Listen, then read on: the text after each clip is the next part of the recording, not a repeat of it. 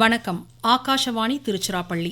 மாநில செய்திகள் வாசிப்பவர் ஆனந்தி முத்தையன். தலைப்புச் செய்திகள். குடியரசுத் தலைவர் திருமதி Droupadi Murmu Moldova, Macedonia, Romania உள்ளிட்ட கிழக்கு ஐரோப்பிய நாடுகளுக்கு அரசுமுறை பயணமாக இன்று புறப்பட்டார்.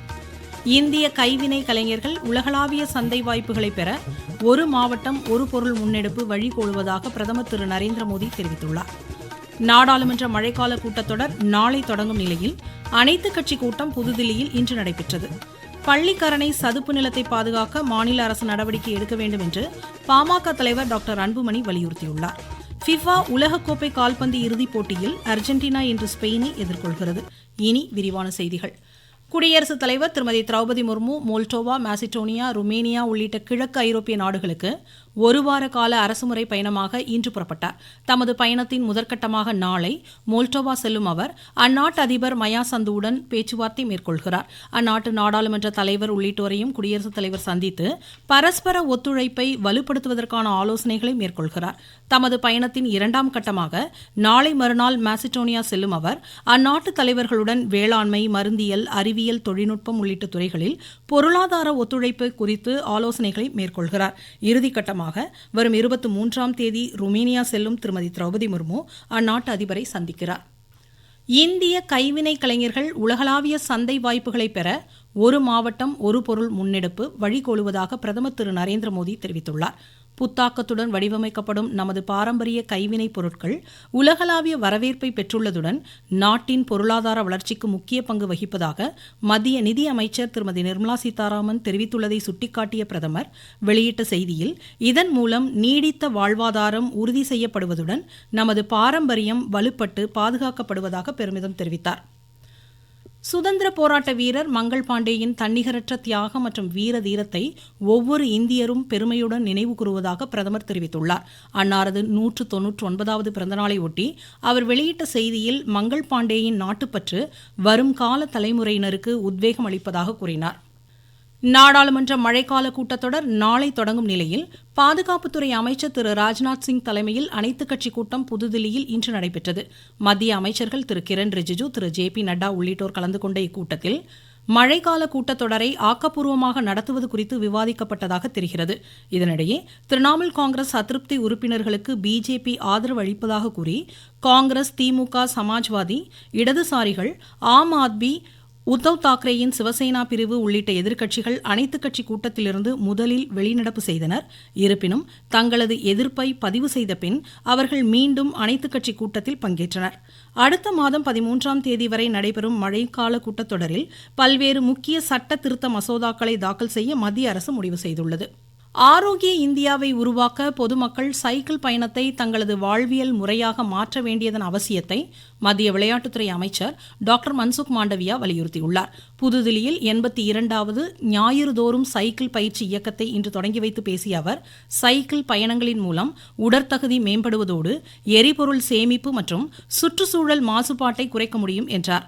நாடு முழுவதும் உள்ள ஆயுஷ்மான் ஆரோக்கிய மையங்களை சேர்ந்த 15,000க்கும் மேற்பட்ட சுகாதார பணியாளர்கள் இந்த விழிப்புணர்வு இயக்கத்தில் இன்று பங்கேற்றனர். இந்தியா, தான்சானியா இடையே உயர்கல்வி, திறன் கட்டமைப்பு, சுகாதாரம், செயற்கை நுண்ணறிவு உள்ளிட்ட பல்வேறு துறைகளில் ஒத்துழைப்பு வலுப்படுத்தப்படும் என்று மத்திய வெளியுறவுத்துறை அமைச்சர் டாக்டர் S. ஜெய்சங்கர் தெரிவித்துள்ளார்.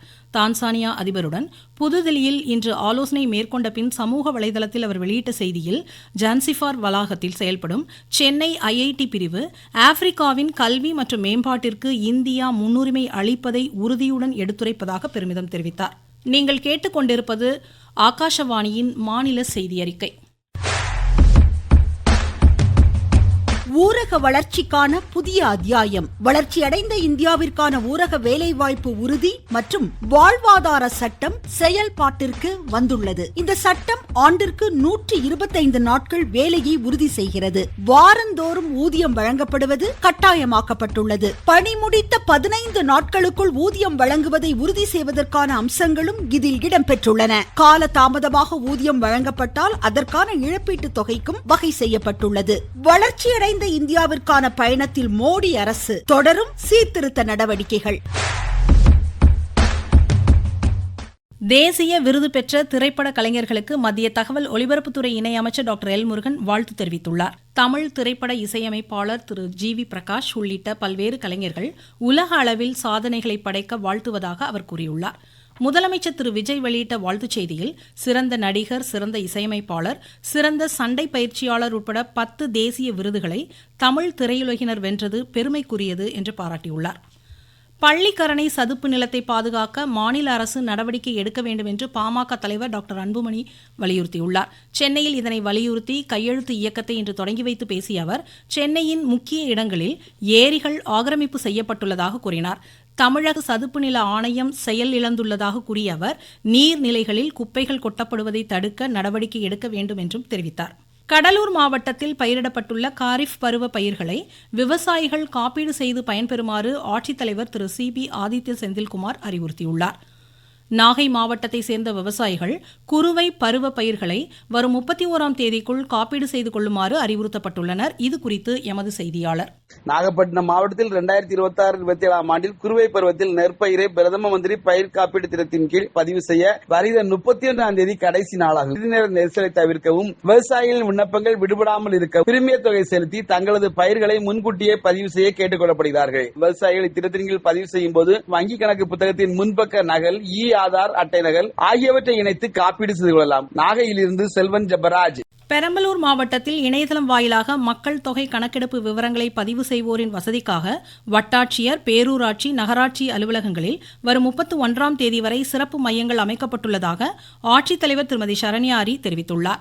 காஞ்சிபுரம் மாவட்டத்தில் ஆதி திராவிட பழங்குடியினர் நரிக்குறவ மக்களுக்கான நலவாரிய உறுப்பினர் சேர்க்கை மற்றும் குடும்ப அட்டை பெறுவதற்கான சிறப்பு முகாம் வரும் 25ஆம் தேதி முதல் அடுத்த மாதம் 18ஆம் தேதி வரை நடைபெறுகிறது. இதுகுறித்து எமது செய்தியாளர். ஜாதி சான்றிதழ், ஆதார் அட்டை மற்றும் குடும்ப அட்டை இல்லாத பழங்குடியினர் மக்களுக்கு இணைய வழியின் வாயிலாக விண்ணப்பம் செய்து சான்றிதழ் பெறுவதற்கு வரும் 25ஆம் தேதி மற்றும் அடுத்த மாதம் 1ஆம் தேதி, 8ஆம் தேதி, 16ஆம் தேதி ஆகிய நாட்களில் சிறப்பு முகாம்கள் நடைபெற உள்ளன. சிறப்பு முகாமுக்கு வருகை தரும் பொதுமக்கள் பிறப்பு சான்றிதழ், ஜாதி சான்றிதழ், ஆதார் அட்டை, குடும்ப அட்டை, வங்கி கணக்கு நகல், வாடகை ஒப்பந்த பத்திரம் கொண்டு வருமாறு கேட்டுக் கொள்ளப்படுகிறது. காஞ்சிபுரத்திலிருந்து பி.ஆர். சிவகுமார். ஈரோடு மாவட்டம் கடம்பூர் மலை கிராமமான இருட்டுப்பாளையத்தில் காட்டு யானை தாக்கி விவசாயி உயிரிழந்துள்ள நிலையில் வன விலங்குகளால் மனித உயிர்கள் மற்றும் வேளாண் பயிர்களுக்கு அச்சுறுத்தல் உள்ளதால் உரிய பாதுகாப்பு வழங்க வேண்டும் என்று அப்பகுதி மக்கள் கோரிக்கை விடுத்துள்ளனர். நெல்லை மாவட்டம் பாபநாசத்தை சுற்றியுள்ள குடியிருப்பு பகுதிக்குள் புகுந்த கரடியை விரட்ட வனத்துறையினர் தகுந்த நடவடிக்கை எடுக்க வேண்டும் என்று அப்பகுதி மக்கள் கோரிக்கை விடுத்துள்ளதாக எமது செய்தியாளர் தெரிவிக்கிறார். பாபநாசம் மற்றும் அதன் சுற்றுவட்டார பகுதிகள் மேற்கு தொடர்ச்சி மலை அடிவாரத்தை ஒட்டி அமைந்துள்ளதால் அவ்வப்போது வனவிலங்குகள் உணவிற்காகவும் தண்ணீருக்காகவும் கிராமங்களுக்குள் நுழைவது தொடர்கதையாகி வருகிறது. இந்த நிலையில் நேற்று நள்ளிரவு வனப்பகுதியில் இருந்து வெளியேறிய கரடி ஒன்று குடியிருப்பு பகுதிக்குள் புகுந்துள்ளது. அங்கு கோவிலுக்குள் புகுந்த கரடி பூஜை பயன்பாட்டிற்காக வைக்கப்பட்டிருந்த பொருட்களை சேதப்படுத்திவிட்டு மீண்டும் வனப்பகுதிக்குள் ஓடியுள்ளது. குடியிருப்பு பகுதிக்குள் நுழையும் கரடியை கூண்டு வைத்து பிடித்து அடர்ந்த வனப்பகுதிக்குள் விரட்ட தகுந்த நடவடிக்கை எடுக்க வேண்டும் என பொதுமக்கள் கோரிக்கை விடுத்துள்ளனர். நெல்லையிலிருந்து திருமலை குமார். திருப்பத்தூர் மாவட்டம் ஏலகிரி மலையில் நடைபெறும் கோடை விழாவின் நிறைவு நாளான இன்று பல்வேறு கிராமிய கலை நிகழ்ச்சிகள் நடைபெற உள்ளது. திருச்செந்தூர் அருள்மிகு சுப்பிரமணிய சுவாமி திருக்கோவிலில் பக்தர்கள் கூட்டம் இன்று அதிகரித்து காணப்படுவதாக எமது தூத்துக்குடி செய்தியாளர் தெரிவிக்கிறார். திருச்செந்தூர் அருள்மிகு சுப்பிரமணிய சுவாமி திருக்கோவிலில் இன்று ஞாயிற்றுக்கிழமை விடுமுறை தினம் என்பதாலும் வளர்பிறை சஷ்டி என்பதாலும் திருச்செந்தூர் முருகனை தரிசனிப்பதற்காக பல்வேறு பகுதிகளிலிருந்து அதிகாலை முதல் பல ஆயிரக்கணக்கான பக்தர்கள் குவிந்து வருகின்றனர். கோவிலுக்கு வருகின்ற பக்தர்கள் கோவில் முன்புள்ள கடலில் நீராடி அங்குள்ள நாளை கிணற்றில் குளித்துவிட்டு பக்தர்கள் சுமார் 5 மணி நேரம் காத்திருந்து சுவாமியை தரிசனம் செய்து வருகின்றனர். தூத்துக்குடி மாவட்ட செய்தியாளர் ஏ. லக்ஷ்மணன். ஃபிஃபா உலகக்கோப்பை கால்பந்து இறுதிப் போட்டியில் நியூ ஜெர்சியில் அர்ஜென்டினா இன்று நள்ளிரவு 12:30 மணிக்கு ஸ்பெயினை எதிர்கொள்கிறது. 3ஆம் இடத்திற்கான போட்டியில் இங்கிலாந்து பிரான்ஸை 6-4 என்ற கோல் கணக்கில் வென்று வெண்கலப் பதக்கத்தை கைப்பற்றியது. இந்திய இங்கிலாந்து அணிகளுக்கு இடையிலான 3வது இறுதி ஒருநாள் சர்வதேச கிரிக்கெட் போட்டி லண்டன் லார்ட்ஸில் இன்று நடைபெறுகிறது. 3 போட்டிகள் கொண்ட இத்தொடரில் இரு அணிகளும் தலா ஒரு போட்டியில் வெற்றி பெற்று சமநிலையில் உள்ளதால் இன்றைய போட்டி கிரிக்கெட் ரசிகர்களிடையே ஆர்வத்தை ஏற்படுத்தியுள்ளது. ஜப்பான் ஓபன் பேட்மிண்டன் மகளிர் ஒற்றையர் பட்டத்தை இந்தியாவின் பி.வி. சிந்து கைப்பற்றியுள்ளார். இன்று நடைபெற்ற இறுதி ஆட்டத்தில் சிந்து ஜப்பானின் எமாகுச்சியை 21-17, 21-17 என்ற நேர் செட்களில் வென்றார். மீண்டும் தலைப்புச் செய்திகள். குடியரசுத் தலைவர் திருமதி Droupadi Murmu Moldova, Macedonia, Romania உள்ளிட்ட கிழக்கு ஐரோப்பிய நாடுகளுக்கு அரசுமுறை பயணமாக இன்று புறப்பட்டார். இந்திய கைவினை கலைஞர்கள் உலகளாவிய சந்தை வாய்ப்புகளை பெற ஒரு மாவட்டம் ஒரு பொருள் முன்னெடுப்பு வழிகோலுவதாக பிரதமர் திரு நரேந்திர மோடி தெரிவித்துள்ளார். நாடாளுமன்ற மழைக்கால கூட்டத்தொடர் நாளை தொடங்கும் நிலையில் அனைத்துக் கட்சி கூட்டம் புதுதில்லியில் இன்று நடைபெற்றது. பள்ளிக்கரணை சதுப்பு நிலத்தை பாதுகாக்க மாநில அரசு நடவடிக்கை எடுக்க வேண்டும் என்று பாமக தலைவர் டாக்டர் அன்புமணி வலியுறுத்தியுள்ளார். ஃபிஃபா உலகக்கோப்பை கால்பந்து இறுதிப் போட்டியில் அர்ஜென்டினா இன்று ஸ்பெயினை எதிர்கொள்கிறது. இத்துடன் இந்த செய்தியறிக்கை முடிவடைந்தது.